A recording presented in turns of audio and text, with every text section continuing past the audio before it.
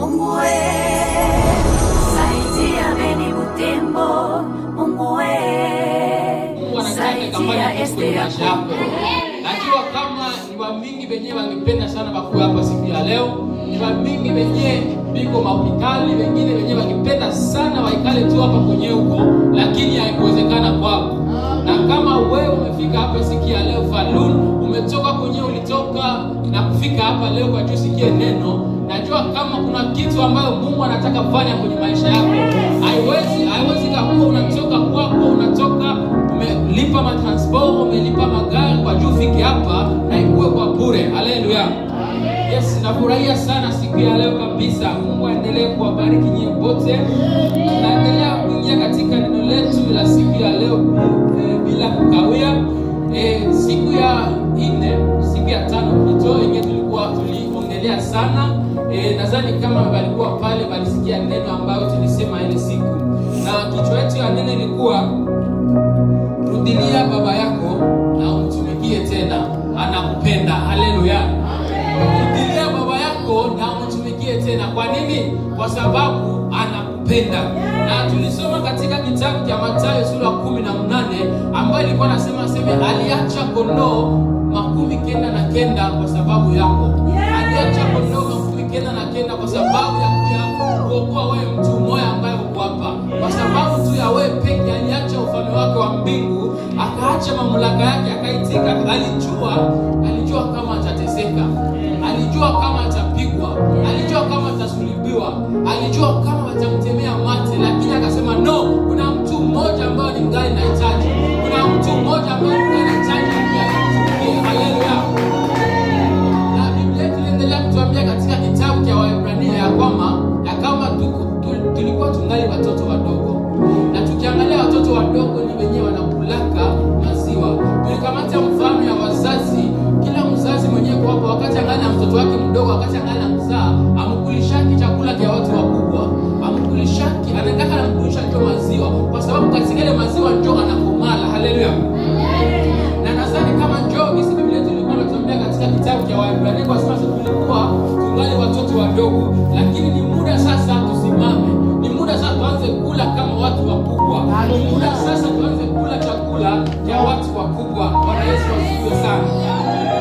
Ndugu yangu pale kwenye kuambia tu ndugu yako, rudilia Mungu wako na umtumikie tena. Mwambie anakupenda. Anakupenda kabisa ndugu yangu. Najua kama siku ya leo ni siku ya maana sana. Siku ya leo ni siku ya Mungu yenyewe umejitoa ufike hapa, ni kwa sababu kuna kitu ambayo Mungu anataka kufanya katika maisha yetu siku ya leo. Na tutaendelea kusoma katika kitabu cha Luka sura 15 mstari wake wa 11 mpaka 24.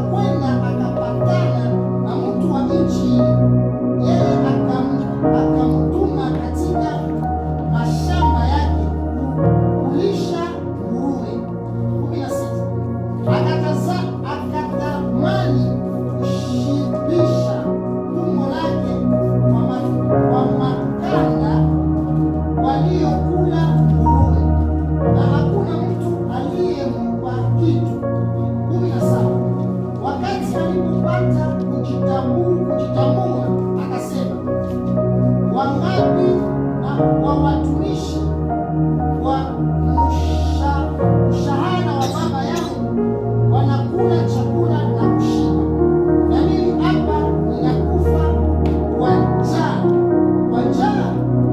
18, nitaondoka, nitakwenda kwa baba yangu, nitamwambia, Baba, nimefanya dhambi juu ya mbingu na mbele yako, sistahili tena kuitwa mwana wako, unifanye kuwa kama mmoja ya watumishi na wa mshahara. 12, akaondoka akakwenda kwa baba yake. Alipokuwa angali mbali, baba yake akamwona, akamhurumia, akapiga mbio, akamwangukia shingo lake, akambusu mwana, akambusu sana. 11, yule mwana akamwambia, Baba, nimefanya dhambi juu ya mbingu na mbele yako, sistahili tena kuitwa mwana wako. 12, lakini baba akamwambia mtumwa wake, leteni hapa vazi lililo bora, ukamvalishe, umupe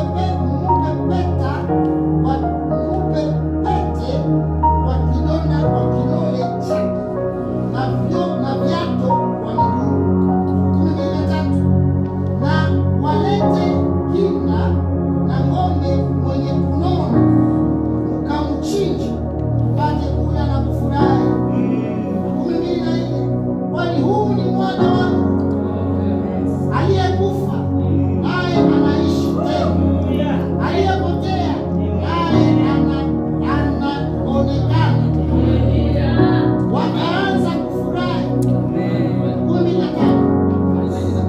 amen. Baba, tunasema asante mtakatifu kwa rehema na neema zako. Asante Mungu kwa upendo wako mzuri kwenye maisha yetu. Asante Baba kwa maana umetupendelea Mungu. Asante Baba kwa maana tuko hapa ni kwa sababu ni mpango yako. Baba, tunakuja kwako siku ya leo, tunaomba ukaseme nasi sasa. Tuko hapa Mungu, sema Baba, acha nikuwe chombo tu ambayo wewe utaendelea kutumika ndani. Naomba Baba nifungue kinywa tu na wewe peke ukaendelea kusema. Asante mtakatifu, maana kila yule aliyekuwa hapa Baba utaendelea kumwambia kitu. Asante Mungu, maana utasemezana moyo wa kila mtu leo. Asante Baba, maana yule mtu aliyopotea siku ya leo ataonekana tena. Yule mtu aliyokuwa siku ya leo atasimama tena. Yule mtu aliyolala siku ya leo atalamuka tena. Tunalibariki na tunaliinua jina lako mtakatifu katika jina la Yesu Kristo. Amen. Amen. Amen. Amen. Nafurahi sana hii neno na kichwani kwa sema mwana mpotevu. Mwana mpotevu. Haleluya. Kichwa chetu nikumbuka kusema rudilia baba yako na mtumikie tena. Kwa nini? Anakupenda.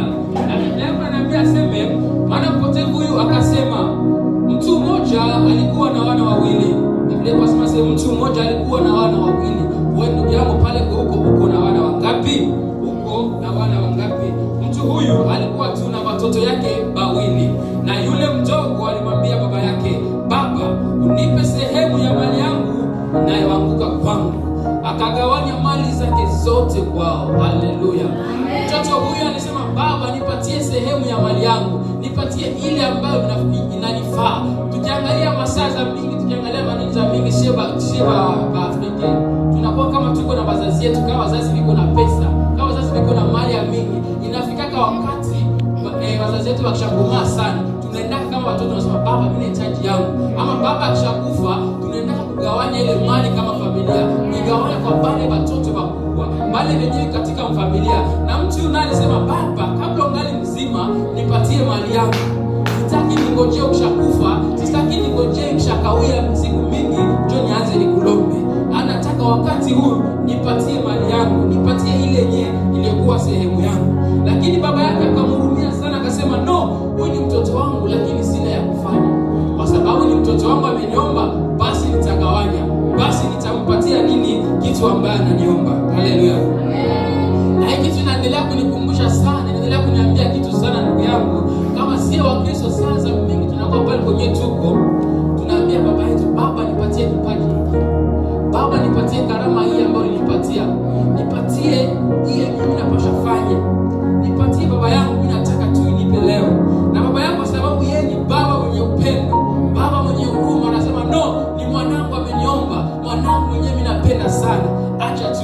nikampatie. Haleluya. Acha tu nikampatie. 13 naendelea kusema nyuma ya siku chache yule mdogo akakusanya vitu vyake vyote, akasafiri kwenda nchi ya mbali. Akasafiri kwenda nchi ya mbali. Haleluya. Mtu huyu alilomba baba yake mali yake. Tuko sikilizana wa ndugu. Alimlomba baba yake mali yake, baba yake akampatia ile yenyewe inamfaa. Na ndio kisha Kristo tunasema baba nipatie kazi hii. Baba nipatie kazi. Pale kwenye uko unanipatia mimi naenda kutumikia. Pale kwenye unanitia njoo naenda kufanya kazi yako. Pale kwenye unanitia njoo naenda kuokoa mtu mmoja pale. Na ndio maana nakwambia ndugu yangu, pale kwenye Mungu alikutia kuna sababu. Kama Mungu alikutia pale kwenye uko kuna sababu. Mungu hakutosha Afrika, Mungu hakutosha Mkampu, Mungu hakutosha Kigali, Rwanda, kote kwenye Mungu alikutosha Uganda, akulete hapa Sweden akutie Falun kwa bure. Kama Mungu alikupatanisha na watu wenyewe wanamsifu Mungu, kama Mungu alikupatanisha na watu wenyewe biko na ile hamu ya kumsifu Mungu, kuna sababu. Haleluya. Na kama naamini kama kila mtu wakati alikuwa kule alipokuwa alikuwa anasema baba nipatie kitu hii. Pengine tunasema baba nipatie sauti nikaimbe. Akose kwa aibu imba kwangu nasaidia mtu mmoja kule nje. Mtu mmoja atasikia hii sauti yangu na anaokoka. Baba nipatie sauti nikajue kuhubiri. Akose kuhubiri kwangu mtu mmoja akasikie na ataokoka. Tunasema baba nipatie kazi. Akose kwa hii kazi yangu ule mtu mmoja mwenyewe akujue naenda kuongea naye tu neno lako siku moja na ataokoka. Haleluya. Lakini Biblia yangu ananiambia mtu huyu baba yake anampatia kila kitu. Baba yake anampatia mali ya kwake. Baba yako anaweza kupatia kila kitu kenye ulimlomba, lakini huko unaifanyisha nini ndugu yangu? Huko unafanyisha nini vitu kile ambayo baba yako alikupatia? Huko unafanyisha nini karama hiyo baba yako alikupatia? Je, huko unaitumikisha kwa sababu ya kuinua baba yako, ama huko unaitumikisha kwa sababu yako mwenyewe? Huko unaitumikisha kwa sababu wewe ujulikane, ama kwa sababu baba yako ajulikane? Kumbuka ni kwa nini wakati ulienda kuomba ulisema baba nataka nifanye hiki kitu kwa sababu wewe uinuliwe. Nataka nifanye hiki kitu kwa sababu wewe ujulikane. Nataka nifanye hiki kitu kwa sababu watu wakakujua kule nje. Ndugu yangu, je, uko unaifanya kwa sababu ya baba yako, ama ni kwa sababu yako mwenyewe? Uko unaifanya kwa sababu Mungu wako, ama ni kwa sababu mwenyewe, ama ni kwa sababu watu wakujue wewe mwenyewe? Ndugu yangu, rudilia Mungu wako na umtumikie tena. Mtu huyu alikukawia sana. Baba yake alimpatia kila kitu, akukawia sana. Kwa sababu nyuma ya siku chache tu akatoka na kukimbia, akatoka na kwenda mbali, akatoka na kwenda nchi ya mbali. Baba yako na kuina mlomba kila kitu, baba yako anakupatia ile kitu ambayo ulimlomba sana. Unatumikisha tu siku kidogo, lakini unakimbia. Unatumikisha tu siku chache, kisha unakimbia. Unaanza kufanya vitu vya kufurahisha wewe peke. Unaanza kufanya vitu vya kuinua wewe mwenyewe. Unasahau baba yako alikupatia hii kitu ni kwa sababu. Haleluya.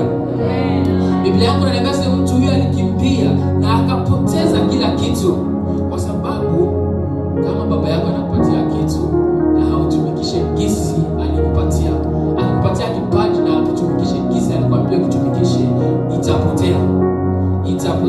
Biblia yako inaniambia anaweza kutumikisha hata ndege hewani, anaweza kutumikisha hata nyama porini, anaweza kuinua hata majiwe ikamsifu. Kama ukitumikisha kipaji ama kazi ambayo baba yako alikupatia kwa namna yako mwenyewe, itapotea. Haleluya. Mtu huyu alienda mali yote ambayo baba yake alimpatia, vitu vyote ambavyo baba yake alimpatia, alitumika tu kidogo, siku kidogo, lakini akaenda kuiharibisha. Na Biblia yako inaniambia alipoteza kila kitu. Biblia yako na chuma kichwa cha neno, ndugu yangu, rudilia Mungu wako na umtumikie tena, anakupenda. Haleluya. Mtumikie tena. Kwa sababu ya nini? Anakupenda. Haleluya. Biblia yako inasema alipokwisha kupoteza vyote, njaa kubwa ikaingia nchi ile. Akaanza kuhitaji, akakwenda akapatana na mtu wa nchi ile. Mtu huyu alipoteza kila kitu ambacho alikuwa nacho. Alipoteza kila kitu kenye baba yake alimpatia. Na njogi sinawezi kuwa kama wewe ndugu yangu. Baba yako anakupatia kipaji, anakupatia karama, anakupatia kazi, mtumikie. itumikie, lakini unaitumikisha kwa ajili yako mwenyewe, unaitumikisha jinsi wewe unapenda, unatumikisha jinsi wewe inakufaa. Biblia yako inaniambia mtu huyo alipoteza kila kitu na njaa ikaingia nchi ile. Wakati alipoteza, ndio sasa njaa ikaingia nchi ile. Haleluya. Wakati mtu huyo alipoteza kila kitu, ndio sasa njaa ikaingia nchi ile. Pale fasi ambapo baba yako anakutia, pale fasi ambapo Mungu anakutia, kuna sababu, kuna kitu ambacho anataka ufanye pale. Usikamate kwa bure. Kama anaweza kutumikisha mandege hewani, anaweza kutumikisha na wewe. Kama alimchagua wewe akutumikishe, kuna sababu. Kuna sababu alikupatia ile kipaji tu ambacho alikupatia wewe. Kumbuka angeweza kukupatia 100 lakini alipatia wewe. Kumbuka kipaji yako angeweza kukupatia wewe lakini alipatia 100 kwa sababu anajua kuna kitu. Na kuna verse katika kitabu cha Yeremia 3:16 ambayo kunasema kuna watu tu ambao wewe mtu mmoja, wewe mtu mwenyewe alani wako unapaswa kuwasaidia. Kuna watu penye wewe peke yako unapaswa kuwasaidia kwa sababu kuna kitu. Haleluya. Kuna kitu ambayo Mungu anataka kumfanyizie ndugu yangu siku ya leo. Alipokwisha kupoteza vyote, njaa kubwa ikaingia nchi ile. Akaanza kuhitaji, akakwenda akapatana na mtu wa nchi ile. Yeye akamtuma katika mashamba yake kulisha nguruwe.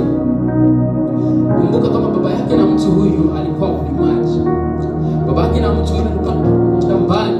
Mtu huyu alipenda sana akimbie, atoke fasi ya baba yake, atoke katika uso wa baba yake. Alipenda sana afanye kila kitu baba yake asimuone, na ndio maana alikimbia mbali sana na baba yake. Lakini Biblia yako inaniambia huyu mtu alipoteza kila kitu mpaka akakosa hata chakula cha kukula. Ndugu yangu, alipoteza chakula, kila kitu chote ambacho alikuwa nacho mpaka akakosa hata chakula cha kukula. Ndio kisi baba yangu anaweza katosha ile kipaji ambayo alikupatia, ile kazi ambayo alikupatia, anatosha yote mpaka unashindwa hata na kusema, mpaka unashindwa hata na kuandika, mpaka unashindwa hata na ongea ama kutembea. Ndugu yangu, tumikia Mungu wako siku ya leo na umrudie tena, kwa sababu anakupenda. Ndugu yangu, Mungu wetu anakupenda.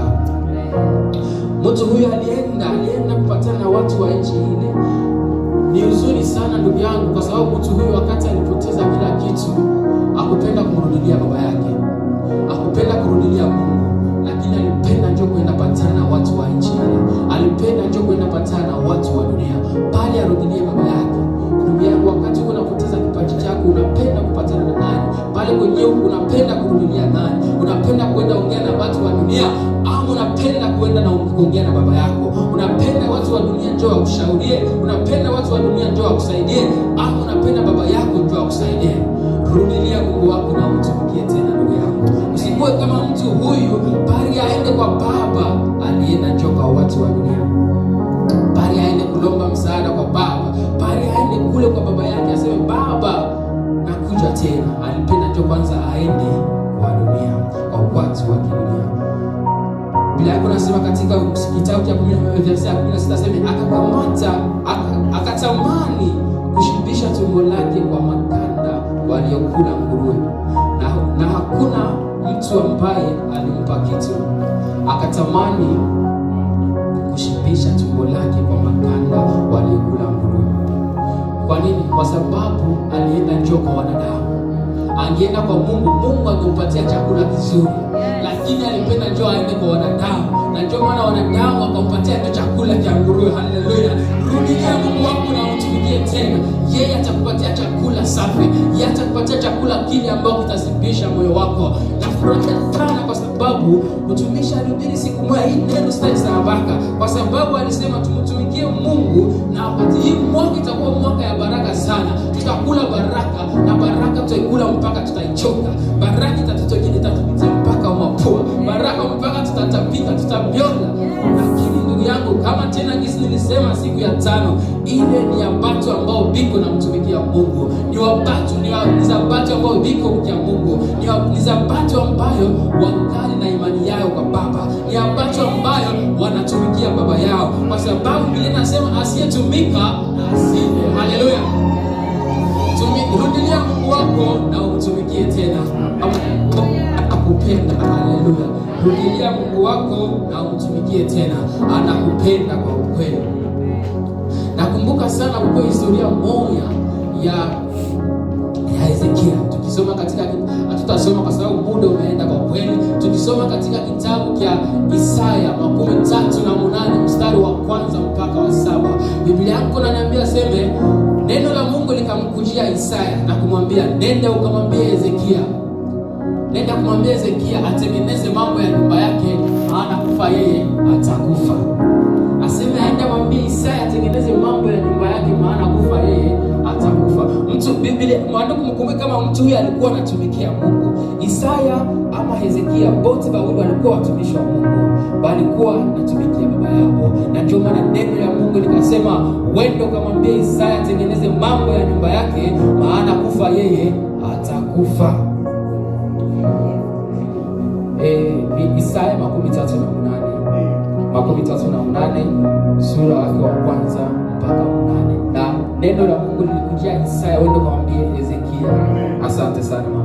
Yes, wakati neno hili lilienda, Isaya kaenda na kumwambia Hezekia, akamwambia kila kitu ambacho alipashwa kumwambia, akamwambia message yote ambayo Mungu alimtuma akamwambia Hezekia. Lakini Biblia yako inaniambia sema, mtu huyu Hezekia alikuwa na kitu, alikuwa akimtumikia Mungu, alikuwa na kitu cha kukumbusha baba yake, alikuwa na kitu, alikuwa alifanya kazi. Ndio akasema baba, asema aligeuza uso wake kwenye kiambaza na kusema, baba, kumbuka kazi yangu niliyokufanyizia, kumbuka kazi ambayo nilifanyiziaka watu hawa, kumbuka jinsi nilienda kuhubiri watu pale nje, kumbuka jinsi nilienda kuimba nyimbo ikabariki mtu mmoja akaokoka. Kumbuka baba yangu kitu ambayo nilikufanyizia. Ndugu yangu, uko na kitu gani ya kukumbusha Mungu wako siku ya leo?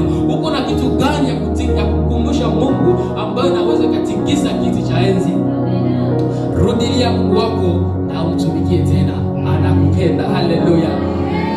Biblia yangu inaniambia sema, Hezekia aligeuza uso wake kwenye kiambaza, alikuwa na kitu ya kukumbusha Mungu, Na historia nyingine ni historia ya baba yangu pale, Papa Maluko. Nadhani kila mtu anamjua hapa. Nadhani kama hii ni historia ambayo mingi hapa tunaijua sana, na siwezi kosa kuisema kwa sababu ni historia ambayo inanijenga kila siku nikiwaza hapo. Tukikumbuka sana wakati tulikuwa tungali Bukavu, baba yangu pale alikuwa na vitu ya mingi, alikuwa ngali mgonjwa. Alikuwa na vitu ya mingi sana, hana mali ya mingi sana, lakini alikuwa na kitu moja, alijua kumtumikia Mungu. Haleluya. Alijua kumtumikia Mungu. Baba huyo alikuwa analamuka kila dimanche. Alikuwa analamuka, yuko naenda kwenye matope, hata mvula ilikuwa ilinyesha, hata nini ilikuwa iko, hata upepo ya mingi, alikuwa analamuka kwenda kwenye nzambi malamu kutengeneza kanisa. Kumbuka kisi majumba za kule ziko. Kumbuka kisi makanisa za kule ziko. Maiko naingia mkanisa. Fasi watu wanaweza ingia kila siku wanaimba, wananyamba mule mkanisa. Lakini baba huyo akuangalia noze, akuangalia ni nini, alikuwa anaenda kila siku, akienda pale akitengeneza kanisa. Alikuwa anaenda akitengeneza kanisa. Ndugu yangu, baba huyo alikuwa anamtumikia Mungu. Alijua kuna kitu ambayo iko nafanya. Alijua kuna kitu Mungu anaweza kumlipa. Naamini kama tuko hapa leo ni kwa sababu ya maombi ya watu. Ni kwa sababu tulikuwa na vitu ambavyo tulikuwa na vitu ambavyo tunaweza kusema, baba kumbuka nilikufanyizia hiki kitu. Nakumbuka sana wakati baba yangu yule alikuwa katika hospitali hapa siku kidogo ambazo zilipita. Daktari walisema aseme baliona kitu katika cerveau yake, merci. Baliona kama kisoko damu ambayo ilimwagika kidogo. Baba huyo alianguka na akasema sehemu mgulu hapa kwa kitu mfupe imekatika, inahitaji kumuopere. Na balimpitia mradio mara 3. Na wakati nilikuwa naongea na wale madaktari wakaniambia hatujui, tutaangalia itakuwa anahitaji operation. Niliendaka nikasikia jinsi wale watu wanasema, nikaambia mama kisa alisema sijue ngambo yake, lakini ngambo yangu najua kama niliendaka nikaomba. Nikasema baba kumbuka kazi ya wao wale walitumikia. Kumbuka jinsi baba yule alikuwa analamuka asubuhi. Kumbuka hata kama kulikuwa kitu moja ambayo baba huyo alifanyaka kitu mbele zako, basi ukumbuke, basi ukamponye. Na Biblia inaandika na kuambia ndugu yangu, kisha wiki moja baba huyo alirudia kwa nyumba. Na wadaktari wakasema no, hata na mguu hatutaipere na kichwa kiko naanza kuwa mzuri. Haleluya. Kwa sababu kulikuwa kitu ambacho tunaweza tukakumbusha Mungu. Uko na kitu gani ambacho unaweza kukumbusha Mungu? Kitu gani ambao unaweza kukumbusha Mungu? Kitu ile ambayo kitatikisa kiti cha enzi. Biblia yako inaendelea kuniambia aseme Ezekia wakati aligeuza kichwa chake kwenye kiambaza, neno la Mungu asema Baba alisikia maombi ya Ezekia. Haleluya. Baba alimkumbuka. Na wakati Baba alimkumbuka alifanya nini? Alituma tena Isaya. Haleluya. Kumbuka kama Isaya ndio alitumaka aende akaseme message ya kifo, na ndio tena Baba akatuma ule Isaya aende akaseme message ya uzima. Haleluya. Biblia inaniambia Baba Mungu akubariki tu Ezekia, akumongezea tu miaka 5, akumongezea miaka 6, akumongezea miaka 10, lakini miaka 15. Haleluya. Miaka 15. Kumbuka ule ni mtu ambaye alikuwa anataka kufa siku kidogo. Akosa hata saa mwenyewe alipita ingekuwa pale angekufa, lakini Baba akamwongezea tena miaka 15. Haleluya. Kwa nini? Mtu huyu alijua kumtumikia Mungu. Alikuwa na kitu cha kumkumbusha baba yake. Haleluya. Nafurahia sana Biblia yangu kwa sababu inaendelea kuniambia aseme Mungu akumsaidia Ezekia yeye peke. Tukasikiliza na wadogo. Mungu akumsaidia Ezekia yeye peke, lakini alibariki hata familia yake. Mungu akubariki familia yake tu, lakini alibariki hata nchi yake uzima. Akawasaidia wote. Haleluya. Kuna kitu cha kumkumbusha Mungu ndugu yako, kwa sababu ujue kitu kile siku moja kinaweza kukusaidia. Kinaweza kusaidia familia yako, kinaweza kusaidia kanisa yako, kinaweza kusaidia nchi yako. Haleluya. Huwa na kitu cha kumkumbusha baba yako. Tumikia Mungu wako ndugu yako. Rudilia baba yako siku ya leo na umtumikie tena. Anakupenda. Haleluya. Biblia yako inaendelea kuniambia hapa katika kitabu cha Luka. Ndio tutafocus ya tutaendelea sana. Katika kitabu cha Luka 17 kwa sema wakati alipopata kujitambua. Haleluya. Mtu huyu alipata kujitambua. Haleluya. Mtu huyu aliweza kujitambua. Maombi yangu ni kwamba ndugu yangu, shie bote ambao tulikuwa tumeshakwaa, shie bote ambao tulikuwa tumeshaanguka, shie bote ambao tulikuwa tumelala, siku ya leo tujitambue tena.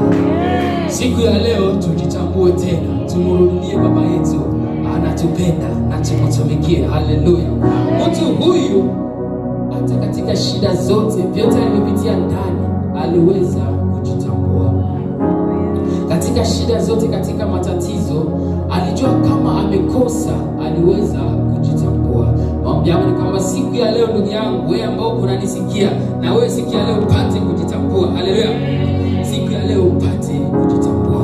Mtu huyu akasema, wangapi wa watumishi wa mshahara wa baba yangu wanakula chakula na kushiba, na mimi hapa nakufa na njaa. Haleluya.